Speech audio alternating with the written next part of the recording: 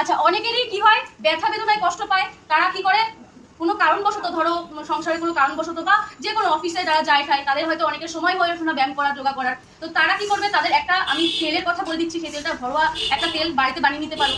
তারা কি করবে, আকন্দর পাতা নেবে, যে কোনো আকন্দ ফুলের পাতা, হয় সাদা বা অনেকে পার্পেল কালারের আকন্দ আছে, তো যে কোনো পাতা নেবে, 2 থেকে 4টে পাতা নেবে। আর কি কি নেবে, রসুন নেবে, 2 থেকে 3 কোয়া রসুন নেবে। তেল নেবে, যেটা খাঁটি সর্ষের তেল আছে সেই সর্ষের তেল নেবে, বলে গোলমরিচ নেবে, আর নেবে লবঙ্গ।